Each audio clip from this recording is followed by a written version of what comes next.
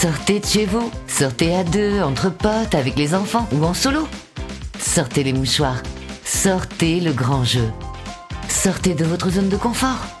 Billets Réduc, c'est des centaines d'idées de sorties. Théâtre, humour, comédie club ou spectacles musicaux et toujours au meilleur prix. Sortez vos billets, sortez vos Réduc. Sortez maintenant avec Billets Réduc. Rendez-vous sur billetsreduc.com.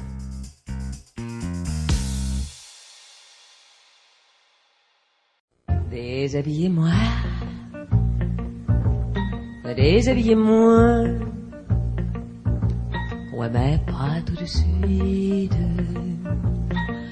pas trop vite. Sachez me convoiter, me désirer. Bonjour à tous et à toutes, c'est Chris au micro pour le 6e épisode de Déshabillez-moi, la petite chronique qui nous déshabille et qui scrute à la loupe nos petites et nos grandes manies vestimentaires. Mais que se cache-t-il dans nos armoires ? Le vêtement, vous allez voir, c'est toute une histoire. Déshabillez-moi. Chers auditeurs et auditrices, la vie est faite de petits signes et certains méritent toute notre attention.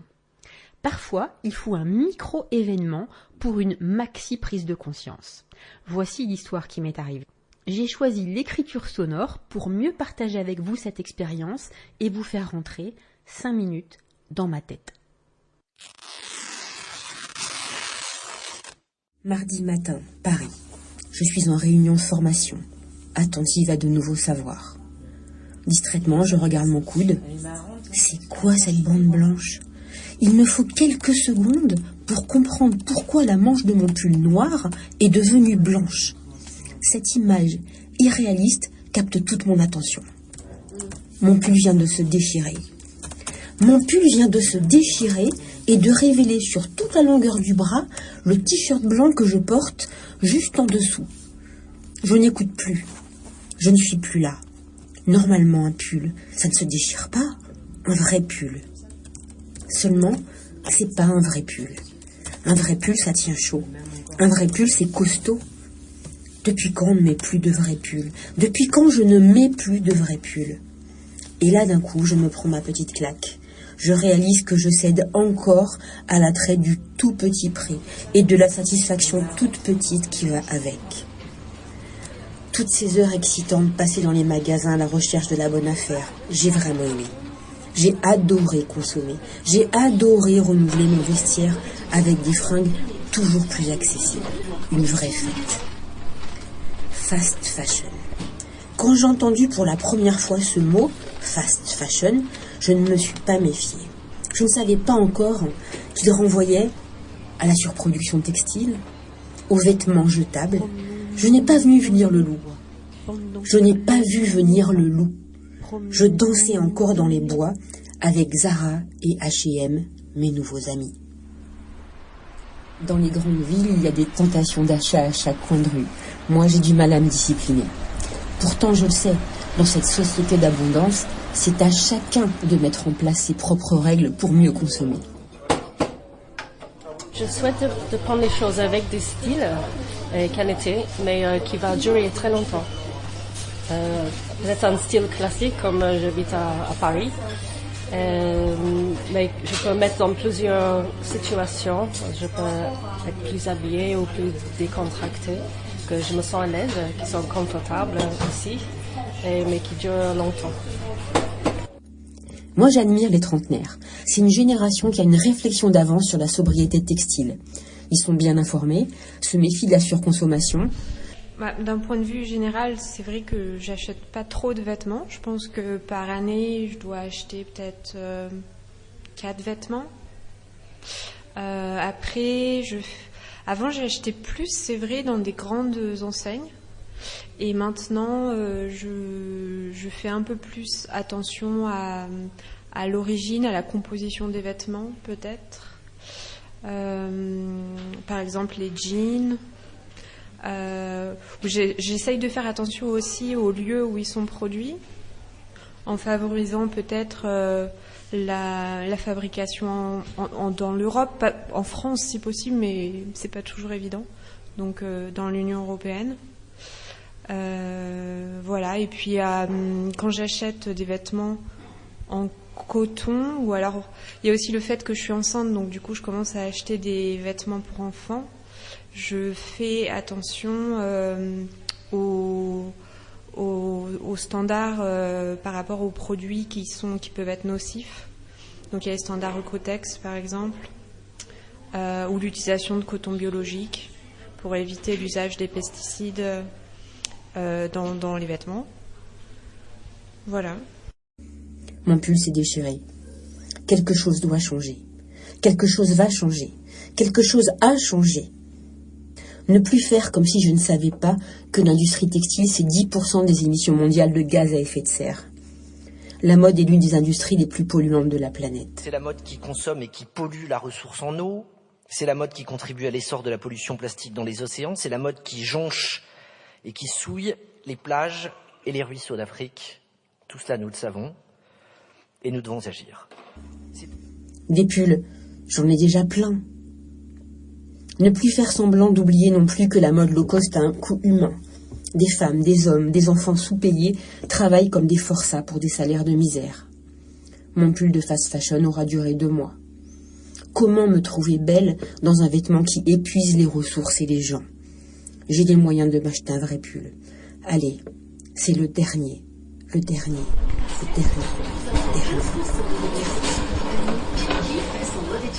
Alors venez transformer vos bonnes et moins bonnes notes en réduction, voire conditions en magasin.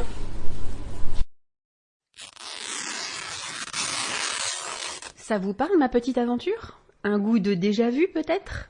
Eh bien oui, la fast fashion, c'est comme la clope. On ne s'en débarrasse pas du jour au lendemain. Il y a des rechutes, des tentations. Eh bien, vous savez quoi? Si j'ai vécu une défaite, j'ai pas perdu la guerre. Et j'ai refusé d'en rester là. Vous et moi, on sait maintenant, depuis l'épisode numéro 4 de Déshabillez-moi, qu'il faut éviter à tout prix de créer de nouveaux déchets textiles. Alors hop, j'ai fait réparer mon pull et pends 20 € dans les dents, parce que mon retoucheur préféré ne pratique toujours pas, pour des raisons obscures, le bonus réparation, alors que celui-ci est déjà mis en place depuis novembre 2023. Soit, au total, 40 € dépensés pour un pull très moyen en qualité. Mais je préfère quand même payer pour prolonger sa durée, histoire de rester aligné avec, d'une part, les valeurs défendues dans ce podcast, et d'autre part, cet idéal de moi foufou qui veut désespérément rester stylé, mais sans nuire à la planète. Et là, chers auditeurs et auditrices, j'ai une vérité terrible à vous annoncer. Car ce moi idéal, cet être merveilleux que les vendeurs de rêves appellent la meilleure version de nous-mêmes, n'est pas tenable dans la durée.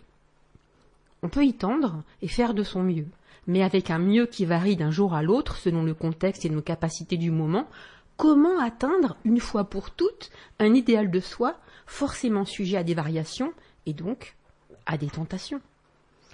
Ne nous y méprenons pas, la fast fashion nous accompagne depuis les années 90 et on ne va pas s'en débarrasser en un claquement de doigts. Vous avez dit addiction ?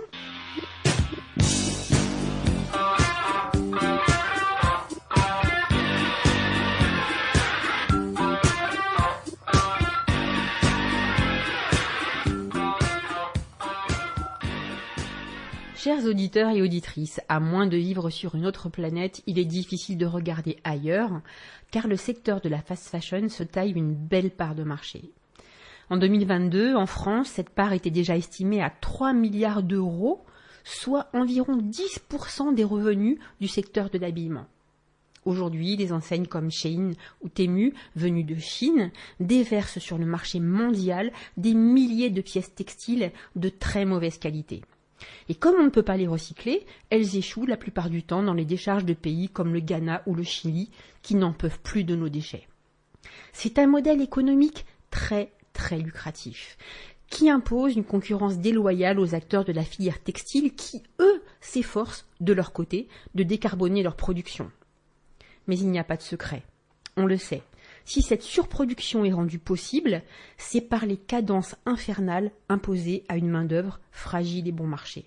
Rappelez-vous l'effondrement de l'immeuble Rana Plaza, survenu en 2013 à Dhaka, au Bangladesh. Il avait provoqué la mort de plus d'1 millier d'employés, essentiellement des jeunes ouvrières. Ce drame avait eu l'intérêt de lever le voile sur l'envers du décor de la fast fashion. On y avait découvert les conditions indignes dans lesquelles les salariés du textile travaillent pour soutenir les cadences de production imposées par les marques très populaires qu'on retrouve dans la plupart de nos centres commerciaux. Raphaël Glucksmann, député européen, les avait épinglés et mis face à leurs responsabilités. Certains l'ont reconnu et ont même dédommagé les familles. D'autres se sont défaussés sur leurs sous-traitants. Facile. On parle d'esclavage. Et je vous invite d'ailleurs, chers auditeurs, si vous en avez la possibilité, à découvrir le travail incroyable qu'a réalisé le réalisateur Wang Bing avec son documentaire sorti en janvier 2024 dans les salles et qui s'appelle « Jeunesse, le printemps ». On y découvre, à 150 km de Shanghai, le quotidien surréaliste d'un groupe de jeunes de 16 à 24 ans, tous salariés du textile et soumis à une production infernale. Vous n'oublierez pas ce film. Cette forme d'esclavage moderne est l'un des secrets les mieux gardés de la fast fashion.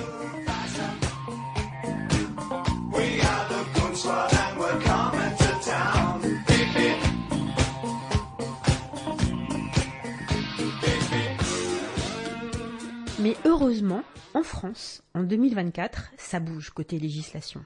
Et depuis le 14 mars précisément, l'univers de la mode et de l'industrie textile retiennent leur souffle. Eh bien oui, et nous pouvons en être fiers.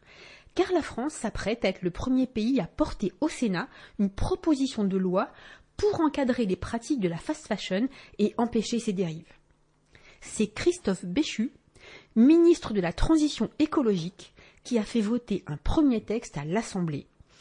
Et si le Sénat l'adopte, voici ce qui devrait changer. Ces textes vont dans un premier temps permettre de définir la fast fashion et d'identifier les enseignes qui la pratiquent. Comment ? En observant leurs pratiques commerciales et la quantité, la vitesse de renouvellement des collections qu'elles mettent sur le marché.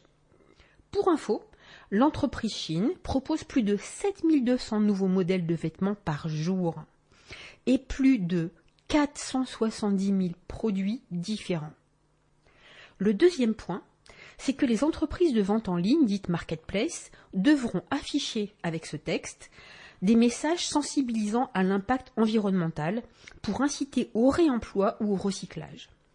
Un éco-score sur la durabilité, expérimenté depuis 2020, sera même mis en place d'ici 2024.